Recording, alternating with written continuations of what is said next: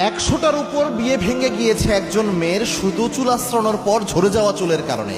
আশ্চর্য লাগতে পারে, বাংলাদেশের ঘটনা যে 100টার উপর তার প্রায় বিয়ে ঠিক হয়েছিল, বিয়েগুলো ভেঙে গেছে এই ঝরে যাওয়া চুলের কারণে। এটা একটা হাদিসকে আপনি সামনে রাখলে বুঝতে পারবেন এটা কত বাস্তব হতে পারে। মনে রাখবেন, আমাদের অনেক সমস্যাগুলো অনেক সময় আমাদের হাতের কামাই হয়, এই জিনিসগুলো আমরা বুঝি না। বাংলাদেশের ঘটনা, আমার একটা পেজ আছে মাহমুদুল হাসান মনোয়ার নামে ফেসবুকে। এই পেজে প্রতিদিন শত মেসেজ আসে প্রায়, অনেকে অভিজ্ঞতা অনেকে শেয়ার করে রাখে। তো একটা অভিজ্ঞতা আমি পড়ে আমি টার্ন আউট হয়ে গেলাম, আশ্চর্য হয়ে গেলাম। আহা, কি ক্ষতিটা হয়েছে তার মারাত্মক জীবনে। নবীজির জীবনে একবার এমনটা হয়েছিল। আল্লাহর হাবিব সাল্লাল্লাহু আলাইহি ওয়াসাল্লাম প্রায় সময় একবার অসুস্থ হয়ে যাচ্ছিলেন। আপনি তাফসির ইবনে কাসিরে সূরা ফালাক এবং সূরা নাসের তাফসিরে দেখেন, শানান নুজুল দেখেন, ওই জায়গায় পাবেন যে আল্লাহর হাবিব সাল্লাল্লাহু আলাইহি ওয়াসাল্লামের চুল মোবারক নিয়ে লাবিদ বিন আসাম জাদু করেছিলেন। এতটা রোগাক্রান্ত আল্লাহর হাবিব হয়েছিলেন, প্রায় সময় আল্লাহর হাবিব ভুলে যেতেন, অসুস্থ হয়ে যেতেন। জিবরিল আমিন এসে বলেন, ইয়া রাসূলুল্লাহ, আপনার চুল মোবারকে 11টা গিট মেরে একটা কূপের মধ্যে ফেলে দিয়েছে ইহুদির বাচ্চা।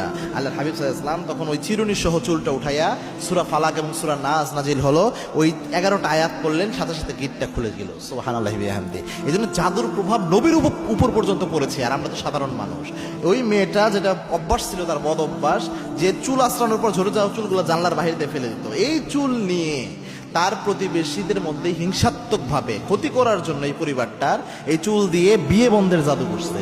জাদু করে তার বিয়ে টিয়ে সব ঠিকঠাক হয়, কি কারণে যেন বিয়ে ভেঙে যায়। বারবার এটা হচ্ছিল।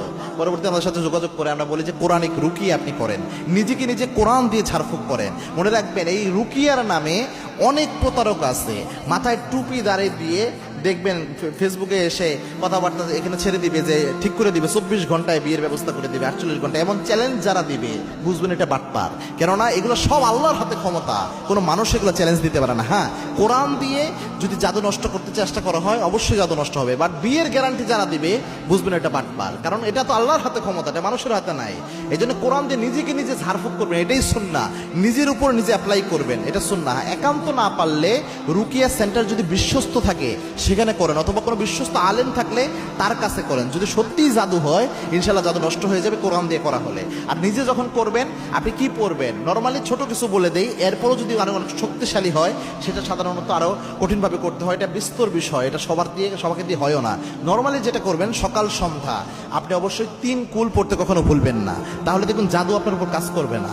এরপর আয়াতুল কুরসির আমল পড়তে ভুলবেন না, সূরা বাকারার শেষ 3 আয়াত পড়তে ভুলবেন না, সূরা মুমিনুনের শেষ 4 আয়াত পড়তে ভুলবেন না, সূরা বাকারার 102 নম্বর আয়াতটা পড়তে পারেন।